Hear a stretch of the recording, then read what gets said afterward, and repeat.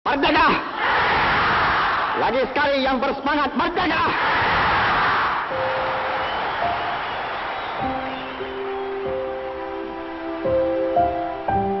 Kuan Yew braced himself early on in life to face history's tumultuous tides full on. From the hardships of war, with a fledgling nation in tow, he leapfrogged decades, pushing past history's disruptive currents. And we will, and faster than they can.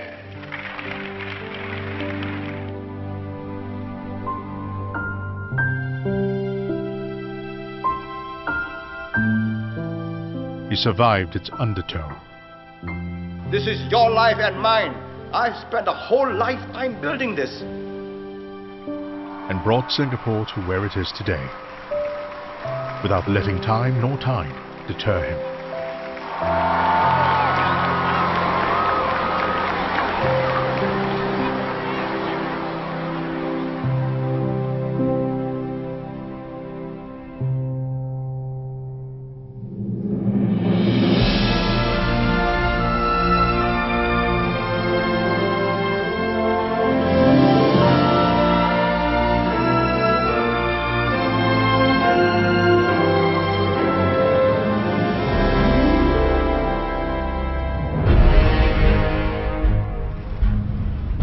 For the young Kuan Yew, the Japanese occupation was the single most important event to shape his political ideology.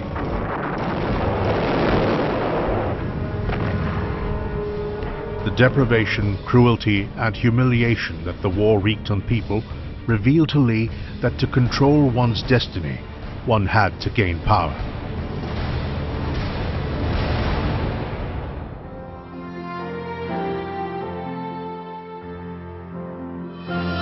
Lee was named Kuan Yew, which literally means light and brightness, but which also means bringing great glory to one's ancestors.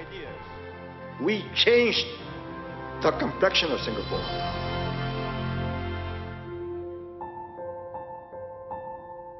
On September 16, 1923, Lee was born to English-educated parents Lee Chin-kun and Chua Jim-nyo, and was given the English moniker Harry by his paternal grandfather.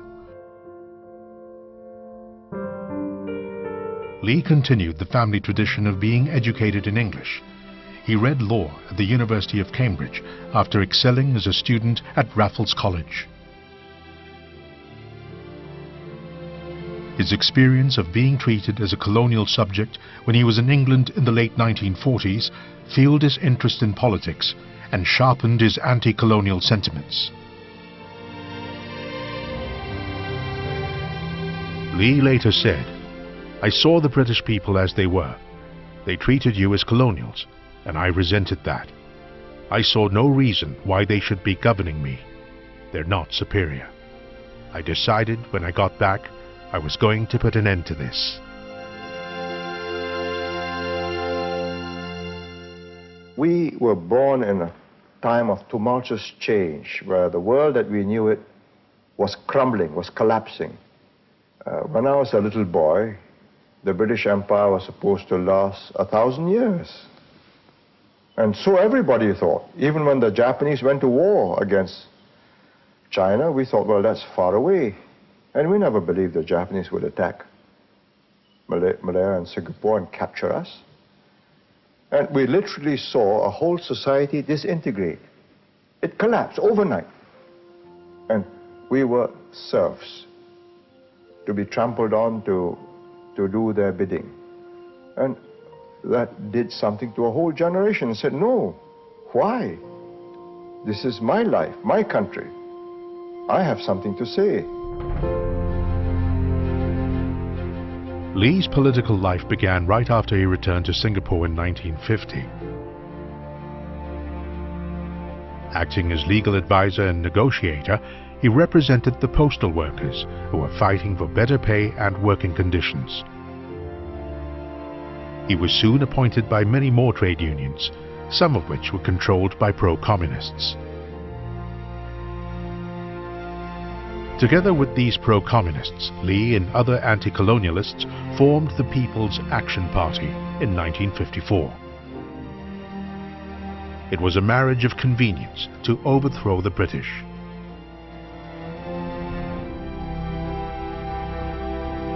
To win power, Li needed the support of the masses. That meant reaching out to the Chinese educated, Singapore's majority. It's very interesting how he came back. You can see the political determination to master the languages so that he can communicate with the people whom he will have to appeal to support him to the position of power to do good. And the determination by which he learned his Chinese, which we had none before. Li had taken 8 months of Mandarin classes in 1950. He renewed his Mandarin learning 5 years later at the age of 32. Within a short time, he had mastered the language sufficiently to address public audiences. 勇敢的人敢面对现实，面对事实。这个国家是新加坡公民的。一边替咱的5000万块，因为咱有钱讲，互因，咱讲我要去会使救。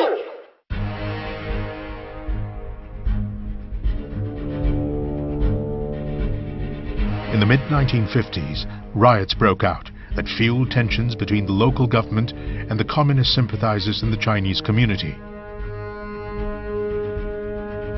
A few pro-communist members of the PAP were arrested.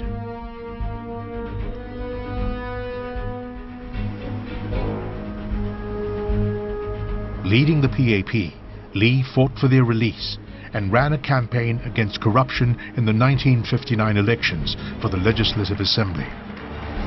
The party won by a landslide.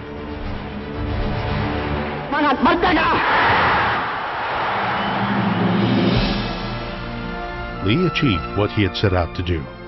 Singapore was self-governing, and he was Prime Minister. He had acquired power, but others with a different political agenda contested it. Leading Singapore meant breaking ranks with some of his anti-colonial allies, the pro-communists. Li said of them, they were not crooks or opportunists, but formidable opponents, men of great resolve, prepared to pay the price for the communist cause. You know, we faced the ultimate when we decided to fight the communists. That is painful death, you know. If they ever win, they'll pull my fingernails one by one. We've got enough gumption in us. Having decided to take our lives in our own hands and fight for what we believe it is right, I say we'll fight to the end, regardless. Li and his colleagues knew they were in for a hard fight with the pro-communists. He had seen up close how the pro-communist left-wing leaders like Lim Chin Siong could mobilize the masses through riots and strikes to paralyze a government. In the battle, it was Li's leadership that counted most. His leadership did make a difference. I cannot imagine, for example, some of his team people surviving the politics of 1961 to 65. I cannot imagine them surviving without him. We have so much at stake. We have gone so far to secure the country. I say rally around and keep these evil forces. You see, they are so ashamed of themselves, they have switched the light off. Look at that. They are cowards, that's what they are. Cowards. They switch the lights off. Look at that. Are these men who are going to lead you to peace and prosperity or to ruination and perdition? Look at them. The battle lines were drawn sharply over the proposal for merger with Malaysia. The non-communists were for it, and the pro-communists were against it.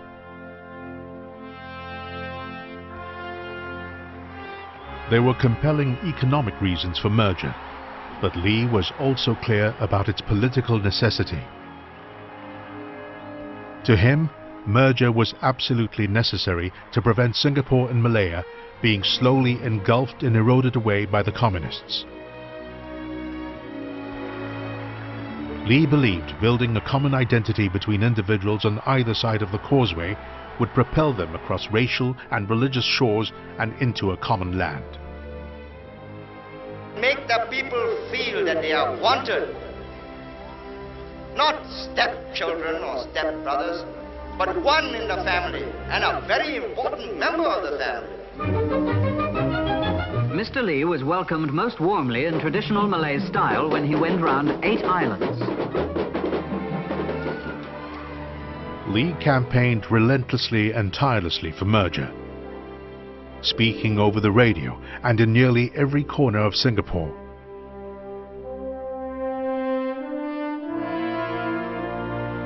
After an intense public contest with his political opponents, Lee won. Most Singaporeans voted for the union with Malaysia. City Hall is again the heart of the city-state. Crowds gather around the Padang to await the arrival of the Prime Minister, Mr. Kuan Yew, whose day this is. On September 16, 1963, which happened to be his 40th birthday, Lee declared Singapore's entry into the Federation of Malaysia. In the history of a nation, there are moments when great decisions have to be made. Today is such a moment in our lives. We, the people of Singapore, have made our contribution. But it wasn't always easy for the two sides to work together. Serious differences emerged. Lee wanted a Malaysian Malaysia, where Malays and non-Malays were equal. He would not condone a policy that supported Malay supremacy.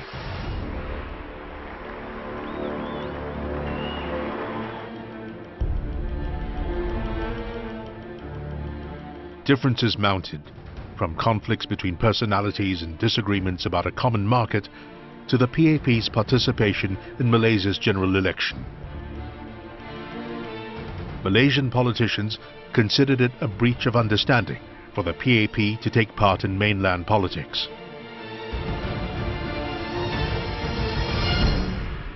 Things came to a head over constitutional rights. Lee addressed the Malaysian Parliament in May 1965 in both English and Malay, laying out his case against communal politics.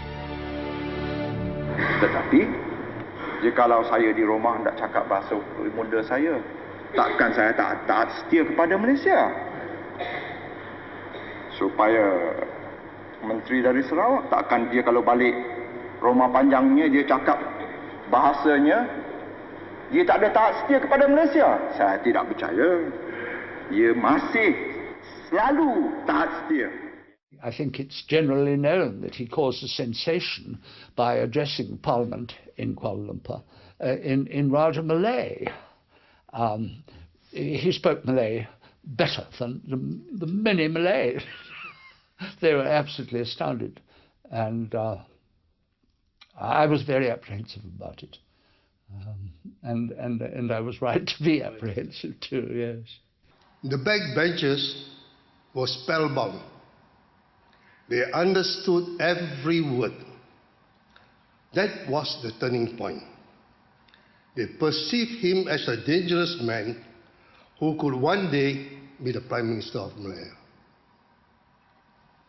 Well, this was the speech that changed history. When you speak in Parliament, you must speak very carefully. You couldn't make mistake. And he didn't finish the speech. So he asked the speaker to give him, to continue the next day because Parliament went on recess. So the speaker said, I give you 45 minutes the next morning.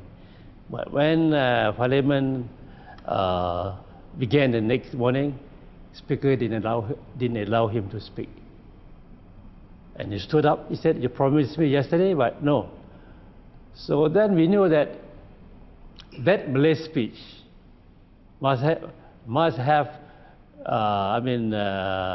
some very bad effect on the leadership of the government.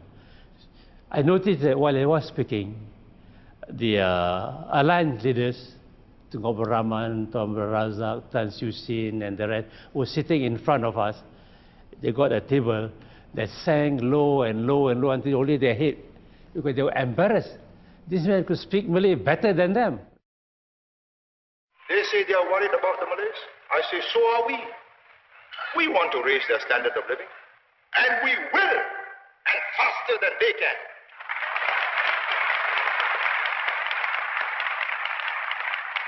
And at the end of 5, 10, 15, 20 years, a new generation will grow up that will no longer respond to the special VHF they use. They'll be tuning into the multilingual network.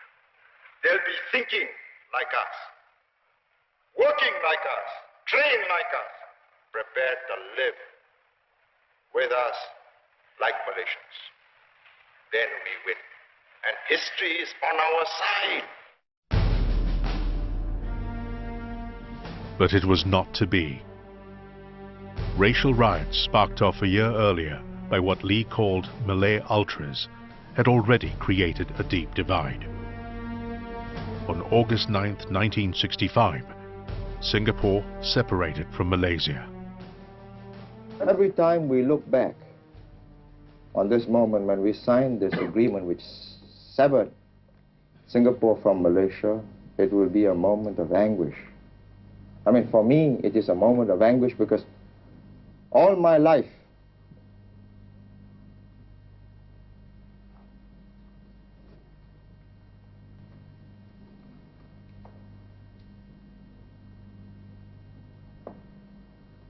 you see, the whole of my adult life,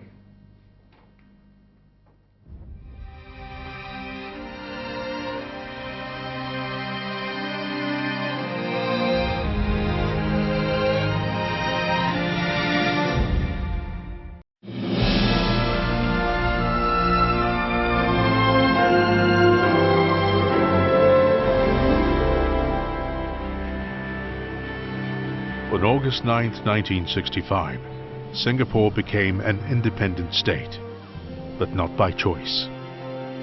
The island's 2 million people faced an uncertain fate in future.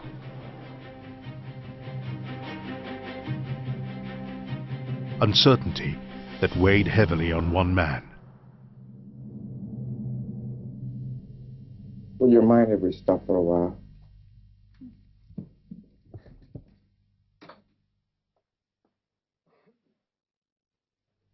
My memory is that on the 9th of August, sometime during the course of the morning, he asked me to come over,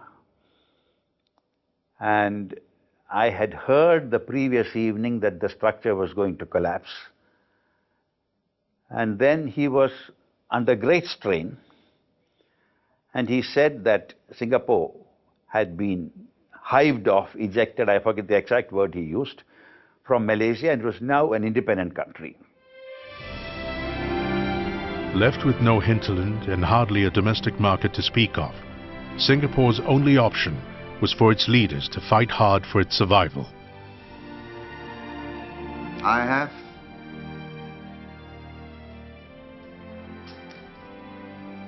a few million people's lives to account for.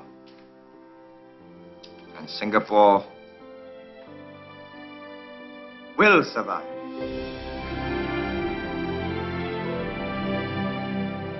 As daunting as the task must have seemed, Lee set his sights on building a country of the future and never veered from that vision.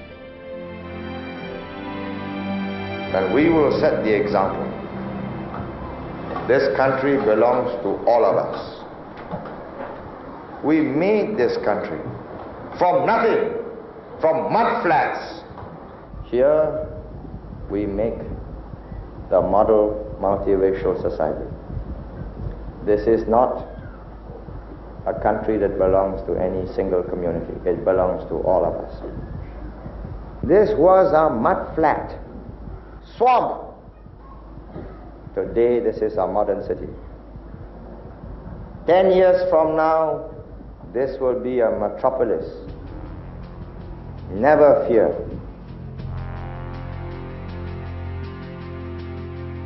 But it wasn't easy.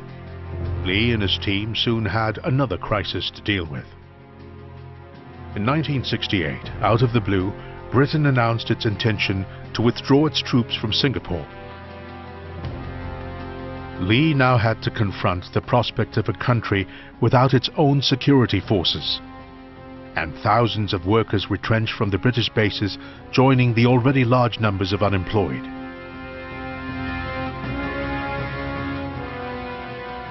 The late journalist and author Dennis Bloodworth, a resident of Singapore since 1956, recalled Lee's reaction to the British pullout. He was extremely angry about it and said, well, I'll tell you this, we're going to take over all their lands. Their lands do not belong to them anymore, and I cannot guarantee the safety of British citizens anymore in Singapore. And Goh Keng Swee said to him, now, Kuan Yew, he said, you're starting to sound like a gangster. And Lee Kuan Yew just smiled gently.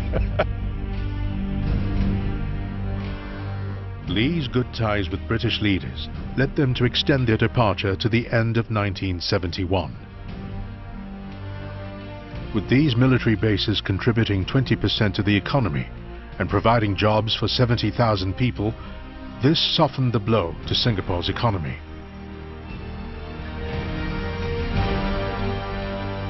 If anybody had suggested at that moment that Singapore would become as prosperous and as remarkable as it has, I don't think nobody would have believed you.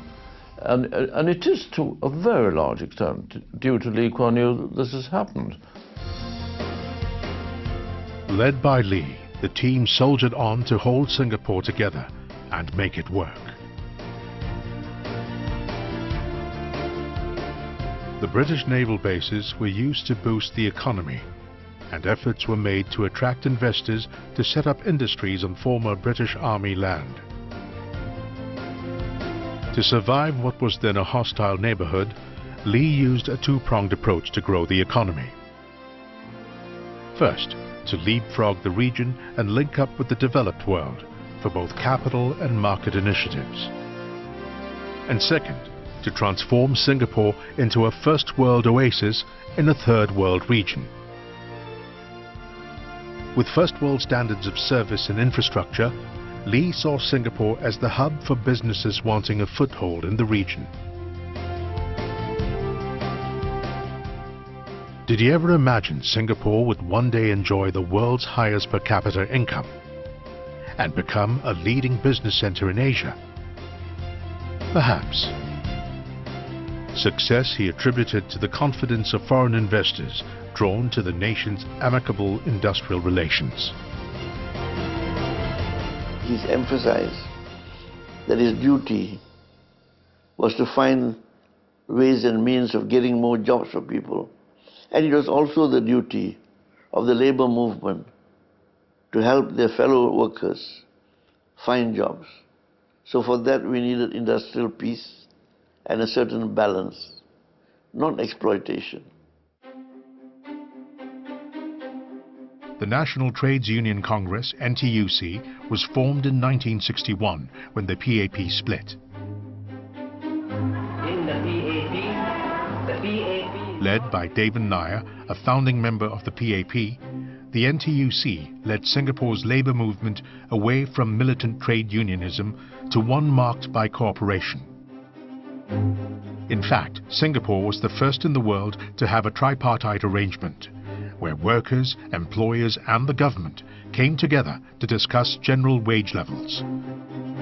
Cooperation that contributed significantly to harmonious labour relations and ultimately Singapore's rapid development in the 1970s and 80s. In government, I've never forgotten that it is in the interest of workers and their unions that we must strive for growth and development. In other words, growth is meaningless unless it is shared by the workers and shared not only directly in wage increases, but indirectly in better homes, better schools, better hospitals, better playing fields, a healthier environment for their families and for their children to grow up. Singapore's metamorphosis from mudflat to metropolis was not just physical. Equally remarkable was the transformation of the psyche of an entire population. Within the span of a few decades, Singaporeans came to be seen as a people who could get things done. Lee Kuan Yew played a big part in that change. From the word go, he set the pace for excellence. He once told senior civil servants, "I want to make sure every button works, and if it doesn't, when I happen to be around, then somebody is going to be in for a rough time, because I do not want sloppiness." If he gets a couple of questions thrown at you, you go and work at it straight away and give it to him as quickly as you can. And don't delay, and don't wait 2 days when you can finish by tomorrow, and preferably by today. Early days we thought that he appeared to be very fierce, very strict. Whenever he came down the constituency, even if he went to the washroom, the floor is dirty, he would shout. But Mrs. Lee always there. She would not go and interfere, but quietly behind the back the soldier. Don't take it serious. Don't take it serious. He is like that, right? Just clean it up. Sprucing up a young nation, however, was not so straightforward. Besides the challenge of ensuring sufficient security for the country's borders, Lee and his team had a more fundamental problem to tackle. They had a housing crisis on their hands.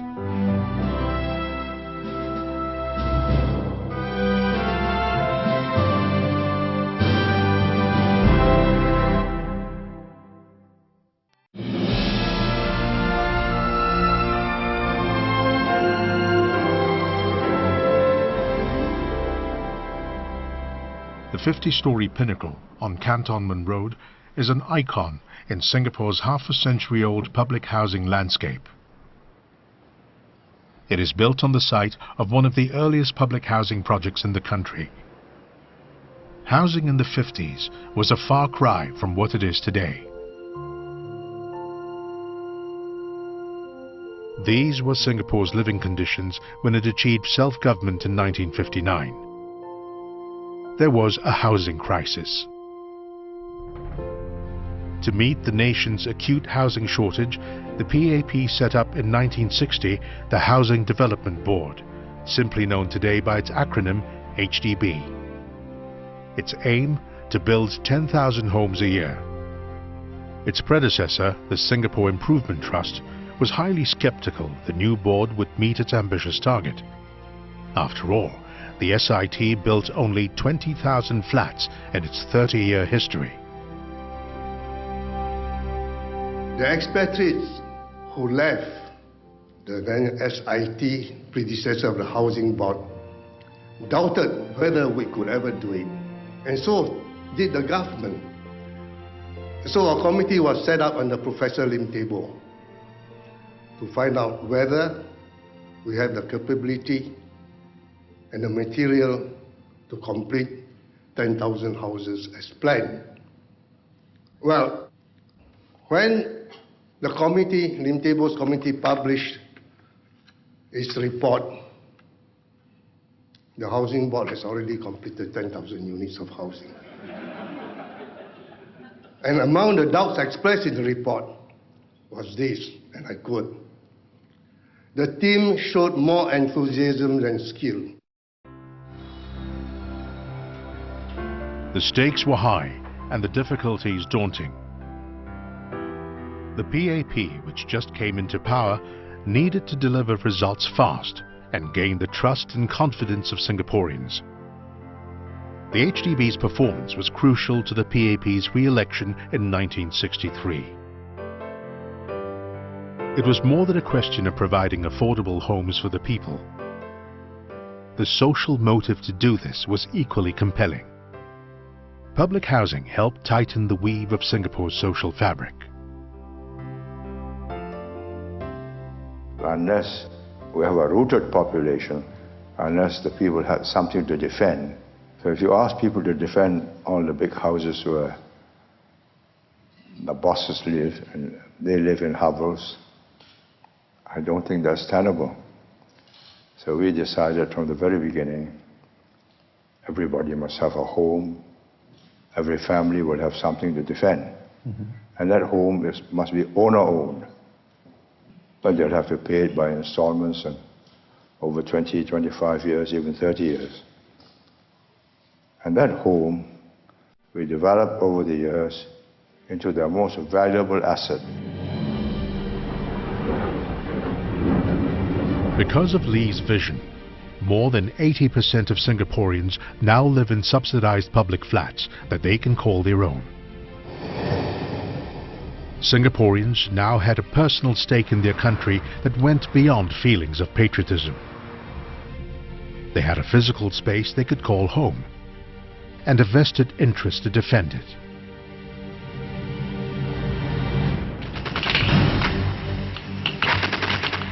National service to defend the country and ensure its borders were safe from external aggression took on a different dimension.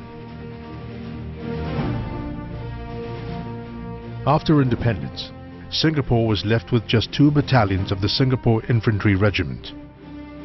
There was an urgent need to build a substantial defense force. And so national service was introduced in 1967, with universal conscription making it compulsory for every male Singapore citizen to serve in the armed forces for about 2 years. We must never forget that our existence as an independent sovereign state cannot be made to depend on the sufferance of others. The most dependable guarantee of our independence is a strong SAF. A strong SAF in turn depends on the political will to make the effort and pay the price. National service helps to promote racial harmony too. In multiracial Singapore, English is the common language used by all races.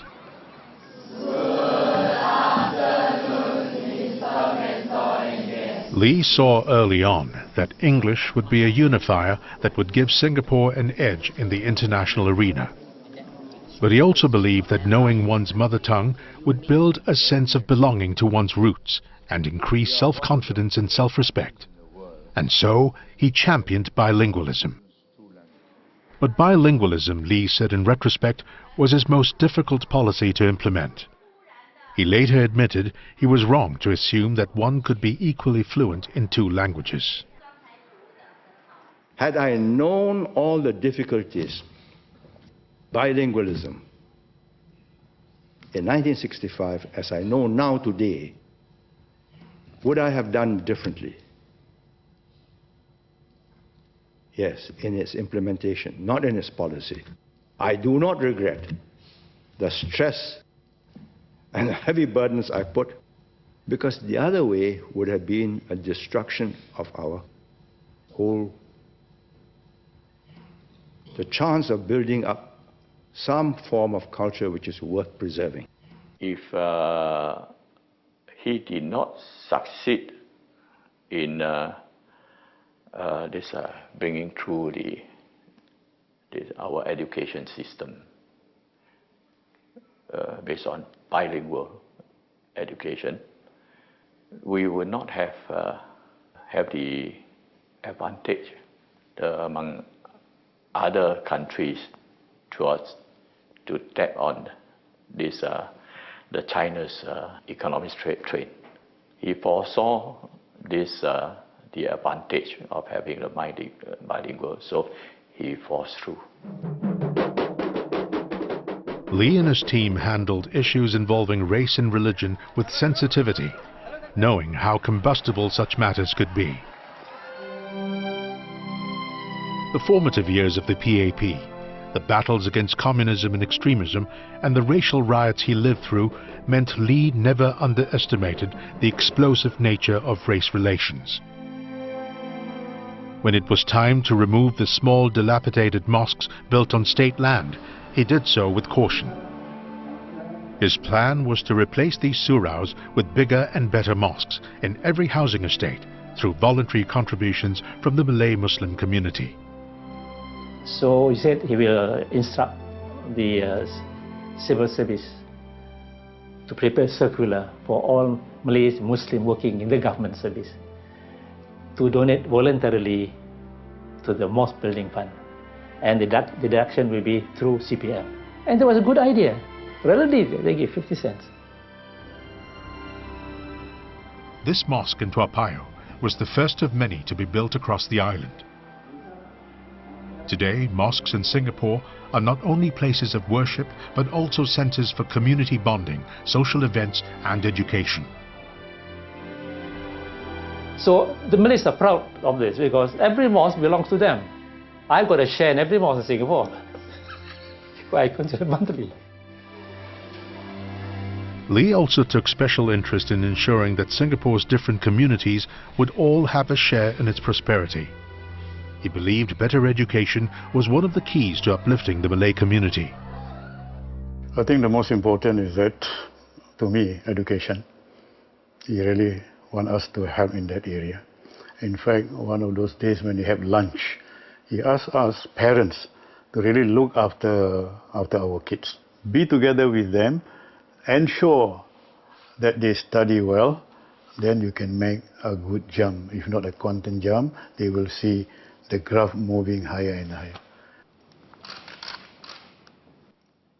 Cabinet Minister K. Shanmugam says it would have been easy for politicians in Singapore to appeal to the sentiments of the majority Chinese community to gain political power.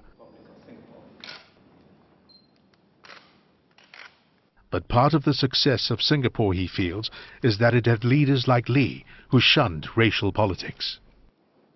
I think most sensible people in the Indian community, particularly those who went through the earliest struggles, older than me, I think accept this, that we have the space and we have far more liberty and opportunity in Singapore than we would have been if we were 6% in any other society, including India, where many of the upper caste Indians in Singapore wouldn't have had a chance. The best thing that ever did in this respect was that because of the policies that he and his team put in place, I never ever felt that I was a minority.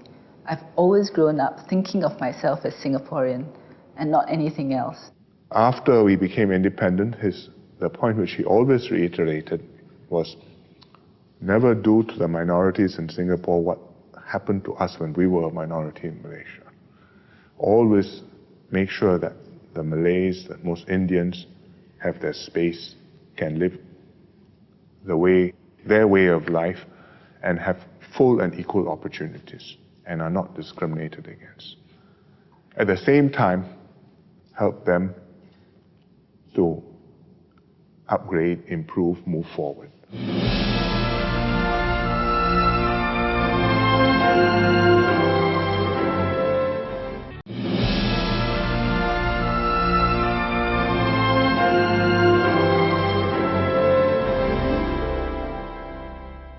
Singapore is widely known in the world for being a clean city, both in its environment and governance. It is the least corrupt country in Asia, and according to the World Bank, one of the most preferred places in the world to do business.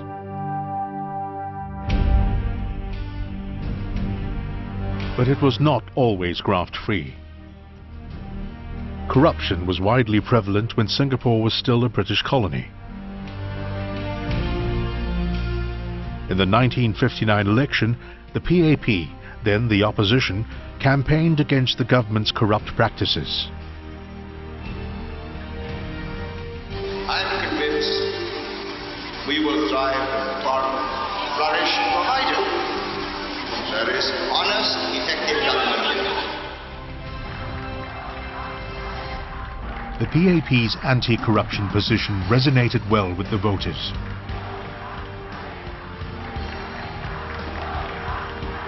When the PAP government took office, Lee and his team turned up in all white as a promise to the people that their leaders will not stand for corruption and will be whiter than white.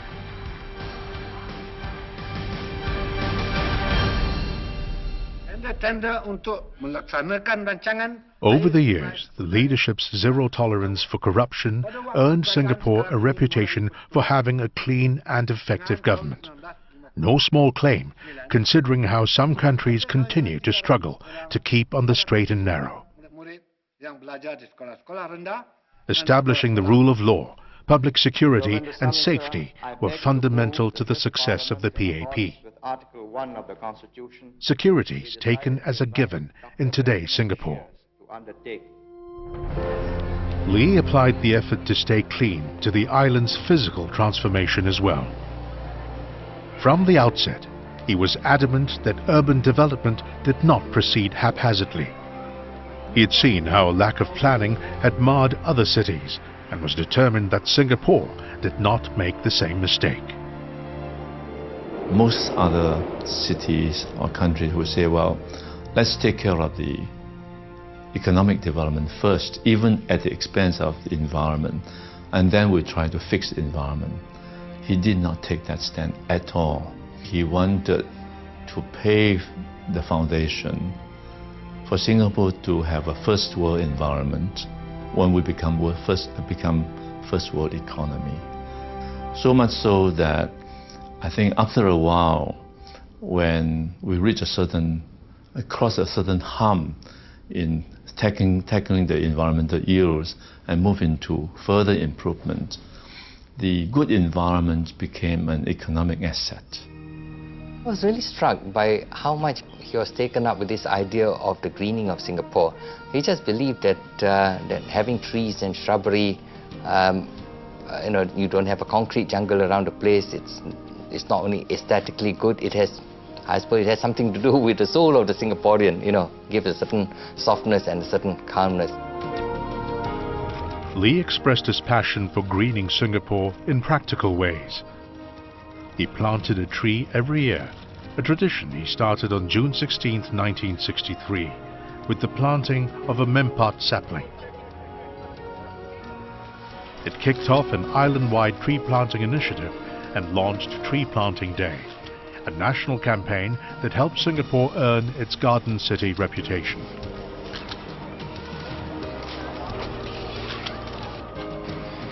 Lee said in his memoirs, "After independence, I searched for some dramatic way to distinguish Singapore from other third world countries and settled for a clean and green Singapore. Greening is the most cost-effective project I've launched."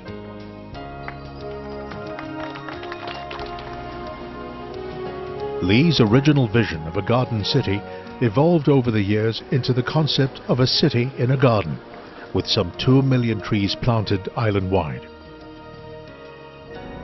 In June 2012, this transformation was celebrated when the breathtaking Gardens by the Bay opened. This is just one example of how we're transforming Singapore's living environment.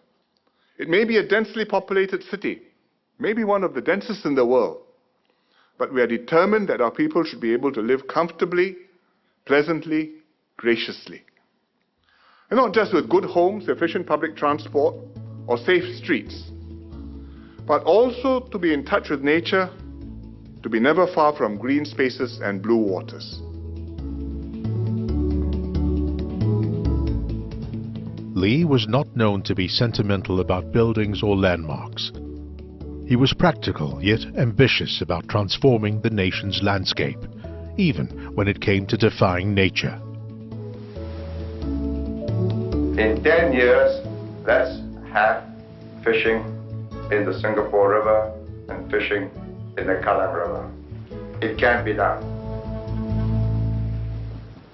One of Lee's most important initiatives started in 1977. It involved the Singapore River, historically the lifeblood of the economy and the center of commercial activity. The river had been the conduit for Singapore's entrepôt trade, allowing for the movement of goods from the port to the city. Over the years, it had degenerated into a filthy, congested, polluted waterway. The industries along its banks had been dumping sewage and garbage into its waters. When I was living in Hock Lam Street in Chinatown, I see very few people swimming there. It was full of stench. The water was really poisoned, poison black.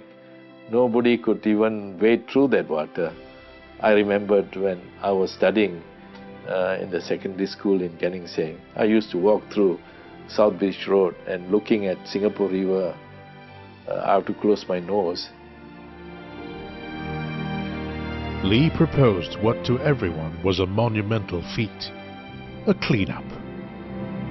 Mr. Lee had thought through the plan and envisioned a Singapore which would be clean and green with riverine recreational amenities in the heart of the city. He was confident that the scheme was doable, and it was a question of organizing ourselves and getting the job done. The Singapore River was reborn, a mammoth task that took 10 years to complete. Today, it is not only glistening again, its banks are bustling with trendy restaurants, clubs and offices. Singapore had an economic advisor by the name of Dr. Wincy Mies. He retired, and after we cleaned up the Singapore River, he came back to Singapore, I think at the invitation of the government. And when he heard about the success and that fish has returned to the Singapore River, he went down to the mouth of Singapore River to do some fishing. He caught a fish, and it was a large one. He was surprised, and I was very pleased that he caught a fish. And we didn't put any fish in the river. The Singapore River, now part of the Marina Reservoir, is a constant reminder of the man who defied time and tide.